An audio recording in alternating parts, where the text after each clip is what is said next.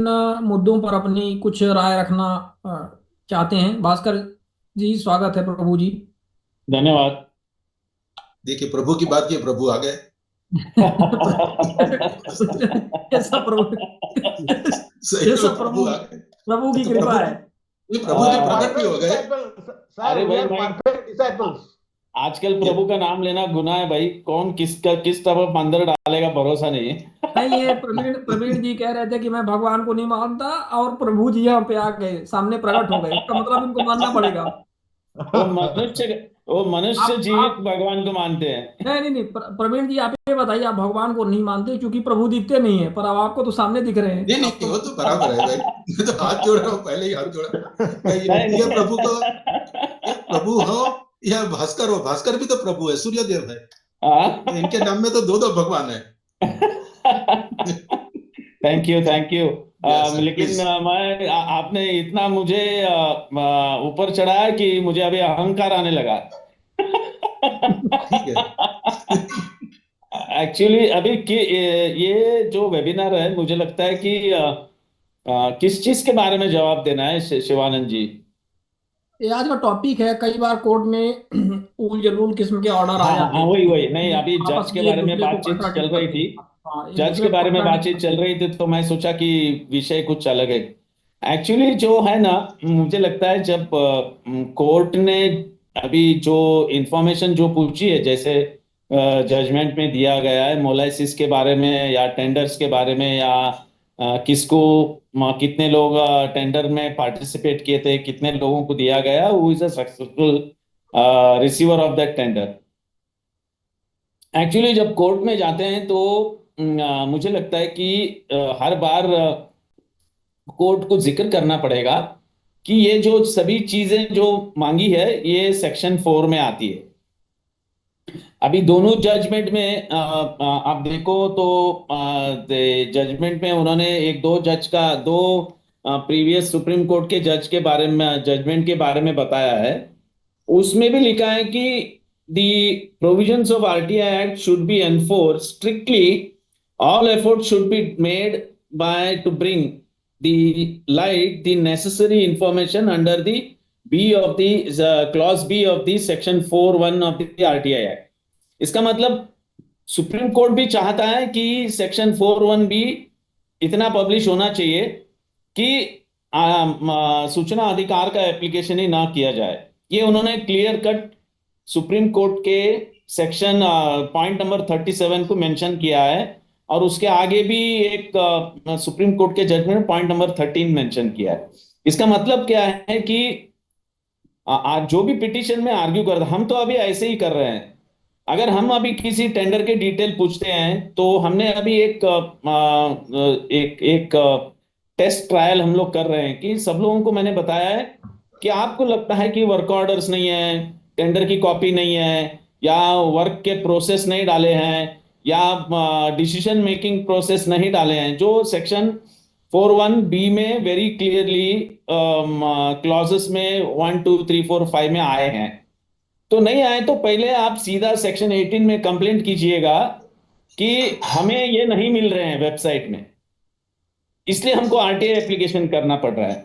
तो ये जानबूझकर आरटीआई एप्लीकेशन किया जैसा नहीं होगा, लेकिन ये बता दिया जाएगा कि भाई हम तो कोशिश कर रहे हैं सेक्शन 4 के तहत हमें सब इंफॉर्मेशन मिले, लेकिन पब्लिक अथॉरिटी अब पब्लिश नहीं कर रही है तो हमें वो चीजें नहीं मिल रही है, इसलिए हमें आरटीआई एप्लीकेशन करने पड़ रहे हैं। तो मुझे लगता है कि सभी ने अभी शुरू करना चाहिए कि सेक्शन 18 में कंप्लेंट करो और कंपनसेशन डिमांड करते बैठो, क्योंकि ये एक ही उपाय है कि क्योंकि कोर्ट के पास क्या सामने लिया जाता है उस चीज के बारे में वे डिसीजन देते हैं।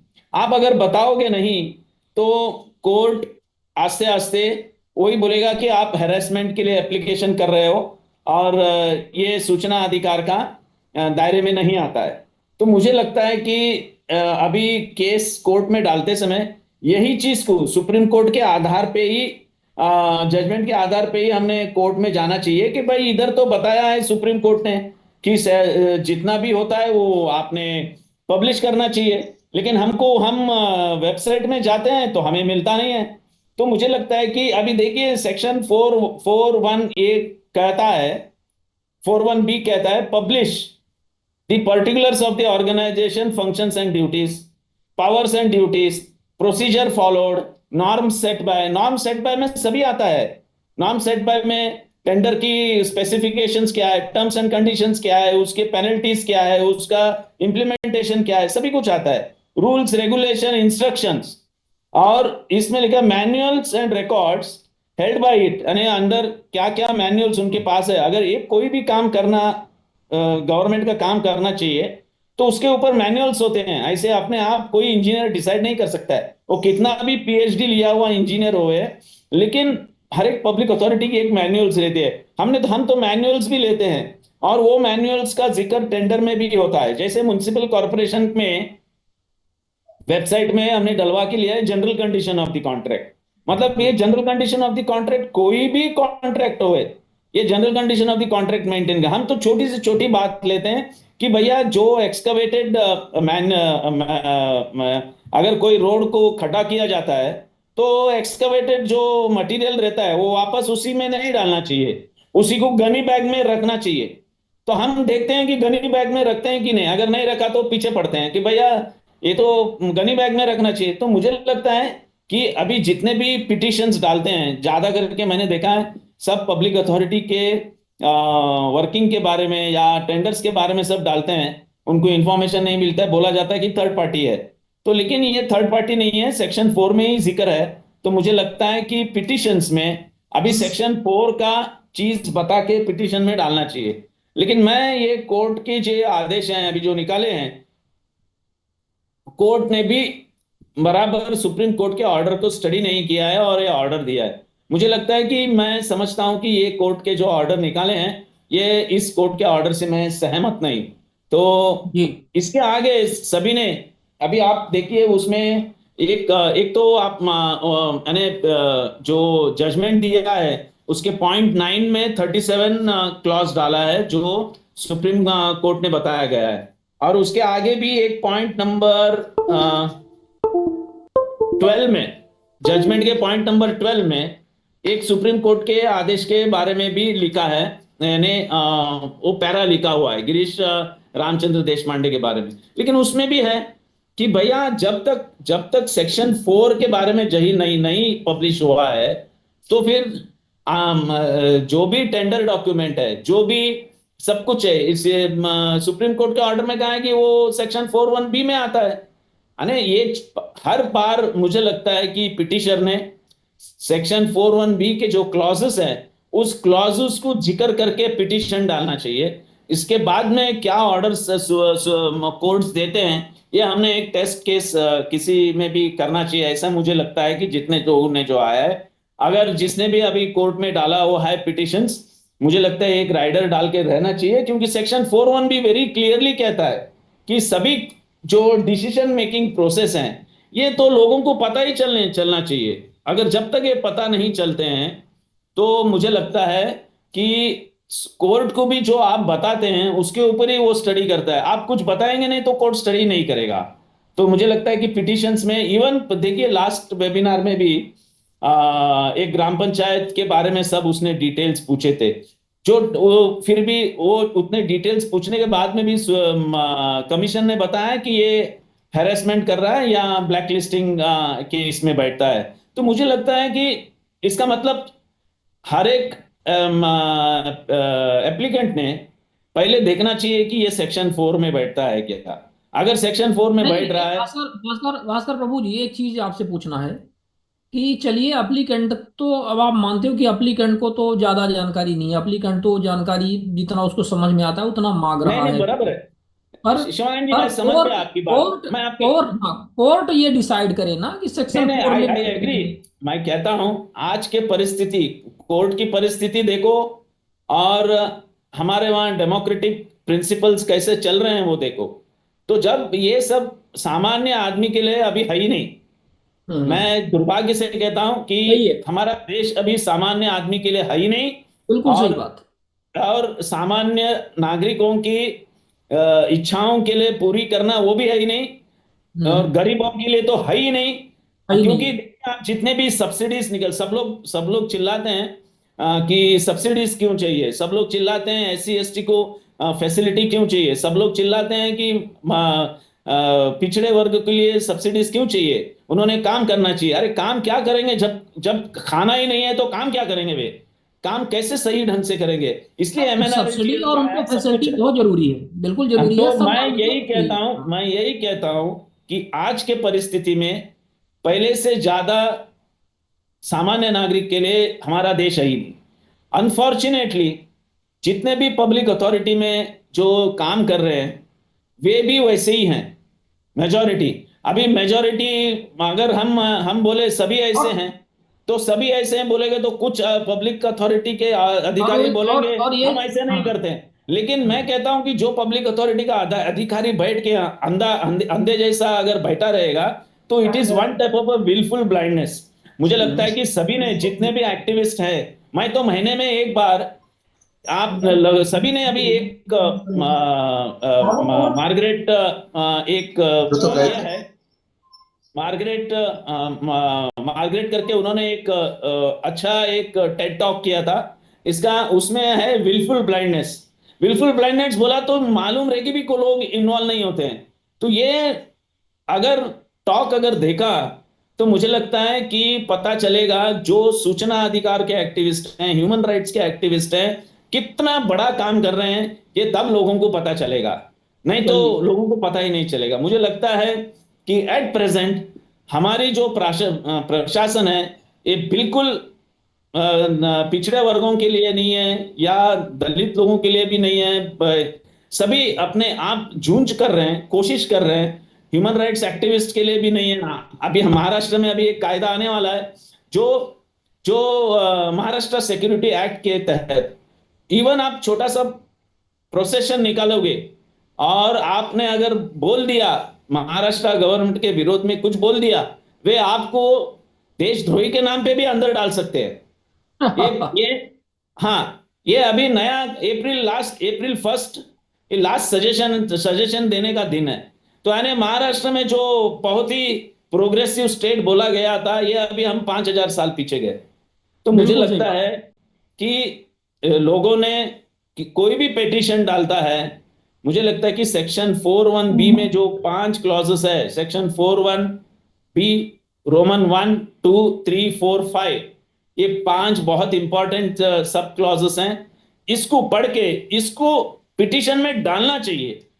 ये पिटीशन में डालने के बाद में कोर्ट को पता चलेगा कि सेक्शन 41 भी क्या चाहता है, और उसी में ही डालना चाहिए। हमने बहुत कोशिश, अभी हमने आज अभी एक, मोस्ट वाले नेक्स्ट वीक में अभी हर एक चीज कंप्लेंट में डालने वाला हूं कमीशन के पास। मैंने बहुत कुछ कोशिश की वेबसाइट देखने की, मुझे सेक्शन 41B के हिसाब में ये टेंडर की कॉपी नहीं मिली, इसलिए मुझे कंपेंसेशन चाहिए 1 रुपये का। ऐसे भले वो समझे कोई भी, मुझे लगता है कि ये कोशिश करना चाहिए। मैं जानता भास्कर हूं। प्रभु जी, भास्कर प्रभु जी, हमारे हाँ, यहाँ एमपी में आप बता रहे हैं टेंडर का public domain document public domain होना चाहिए, और लेकिन हमारे एमपी की अगर हम बात करें तो ये सेक्शन 4 की, ये सेक्शन 4 के मैनुअल में, ये आप सही कह रहे हो कि डॉक्यूमेंट ये पब्लिक डोमेन में ये सेक्शन 4 में लेना, लेकिन साहब हमारे एमपी में जो एडवाइजरी जारी करी है सेक्शन 4 की, उसमें ये जो डॉक्यूमेंट टेंडर से संबंधित है ना, ये हम सेक्शन 4 में जानकारी प्रोवाइड नहीं दी जाती है साहब। ये बात हमको अलग से इसके टेंडर संबंधित जानकारियां लेना पड़ती है साहब। नहीं नहीं, इसको लेकिन वो वही आप तो सही कह रहे हो साहब। मैं ये आपको इसको यही कह इसको रहा हूं। आप अगर सही हो साहब।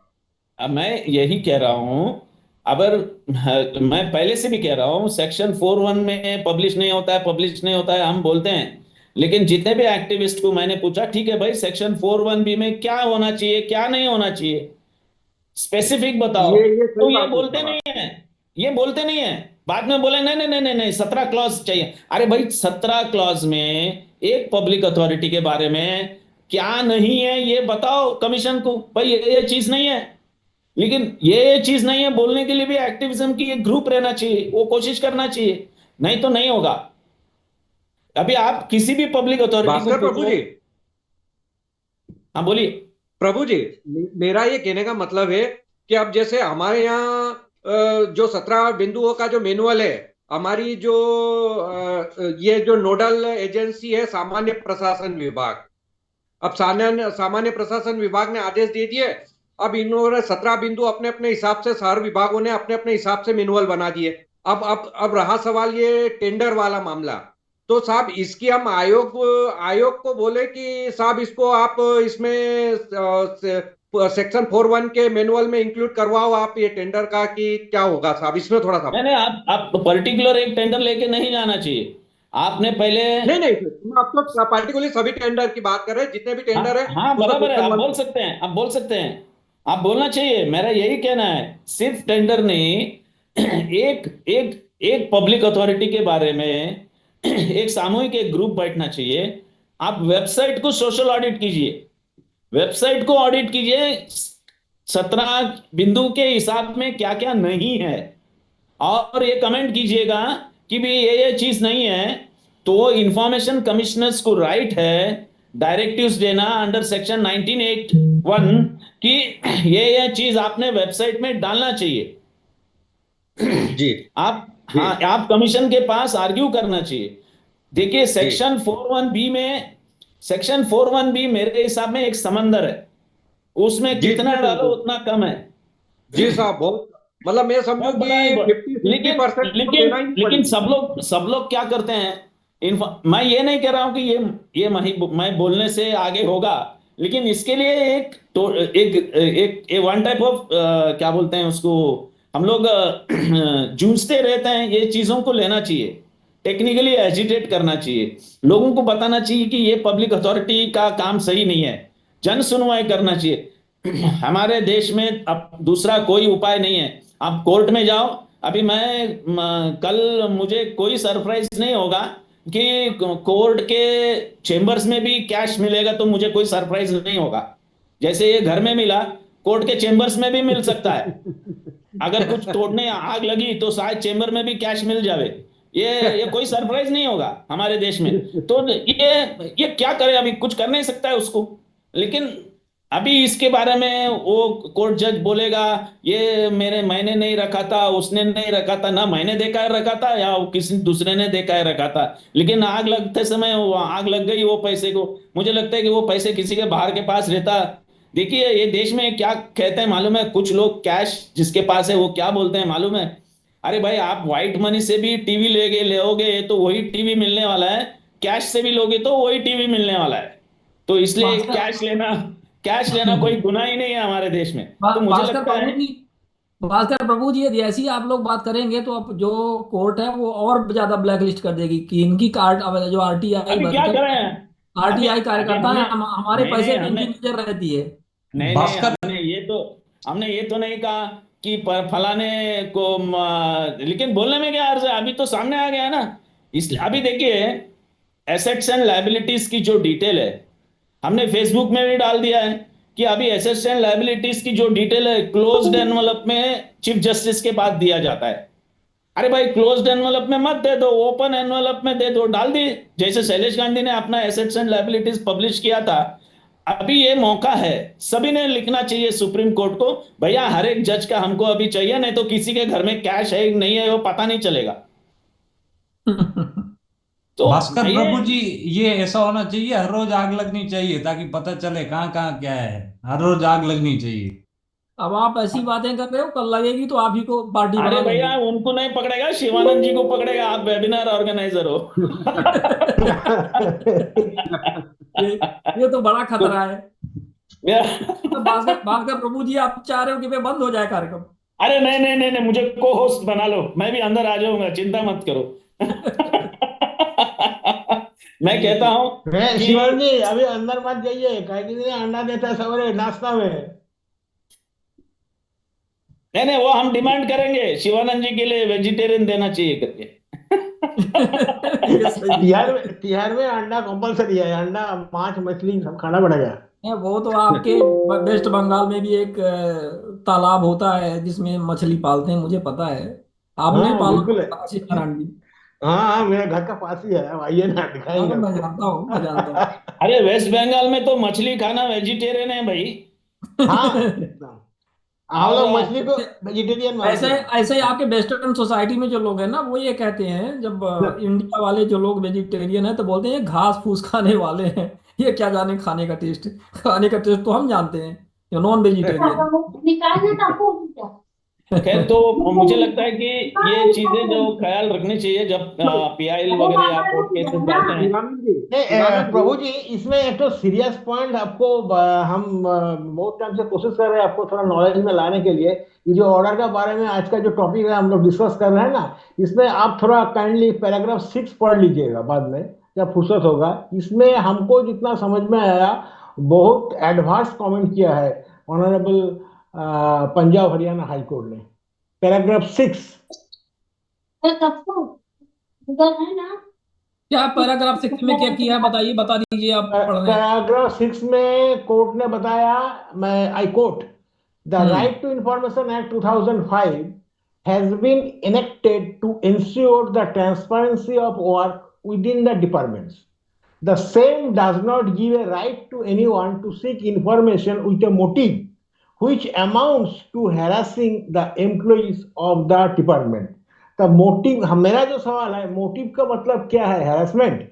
और दूसरा बात है, आरटीआई जो भी लगाएगा ये समझा जाएगा कि हैरेसमेंट करने के लिए लगा रहा है। तो इसका मतलब क्या निकालता है? जो कोर्ट ये बता रहा है तुम आरटीआई मत लगाओ, काहे के लिए? वो जो भ्रष्टाचार चल रहा है, जो वो डाल काली है, उसको मत पूछो। काहे के लिए? कितना तुम सफाई करोगे, पूरा डाल ही तो काली है।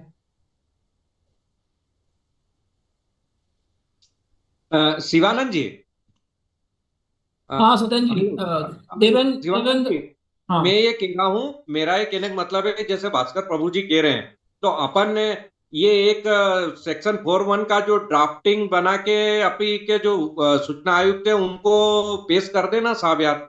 क्योंकि अब जैसे टेंडर जैसी जानकारी अगर अपन लेने जाएं, तब तक तो इसकी जानकारी मिले तो साहब आयोग में अपील लगे और उसके बाद ये दे, तब तक तो निर्माण कार्य नहीं नहीं, पूरा हो। सेक्शन सेक्शन 18 के तहत आप सामान्य सुझाव और इस तरह से भेज सकते हैं, शिकायतें टाइप की इस तरह अपना ये की कहने हैं। का मतलब है कि अपन एक पूरा एक अच्छा सा ड्राफ्ट बना के पेश कर दे तो। चलिए, पहले भी किया गया था, तो बहुत समय से चल रहा है, फिर दे दिया जाएगा। उनको सबको पता है। आपको एमपी में पता नहीं है क्या? 4(1) के पूरे कॉन्सेप्ट लागू करवाए गए थे। राहुल सिंह सर ने पहले रीवा के केस में आदेश दिया था, फिर पूरे मध्य प्रदेश में लागू करवाए गए हैं। हमारे पास ऑर्डर है, उसका रखा हुआ है। नहीं साहब, उसके बिंदुओं बिंदुओं में हाँ, तो जैसे ये अभी जब टेंडर कुछ नहीं वाला करना बिंदु। है, कोर्ट को कुछ नहीं करना है, आयोग को कुछ नहीं करना है, किसान विभागों को कुछ नहीं करना है, शरण तो जी, क्या किसान चैन जैन करना वाला है? केस में ऑनरेबल एपेक्स कोर्ट ने सीआईसी और एसआईसी को कैटेगोरिकली डायरेक्शन दिया है जो सेक्शन 4(1)(b) को इम्प्लीमेंट करने के लिए आप रेगुलर मॉनिटरिंग कीजिएगा। हाँ, और उसका क्या, आप बाद भी नहीं हो रहा है। सुप्रीम एपेक्स कोर्ट कोर्ट की का ऑर्डर का डायरेक्शन बाद आ में भी गई, नहीं हो रहा डायरेक्शन आ है। गई, फिर भी नहीं हो रहा है, तो वो तो करते रहो आप, लेकिन ये है कि एक अभी जो करना है उसे अपेक्स कोर्ट को जाके कॉन्टेम्प्ट फाइल करना है हम लोग को।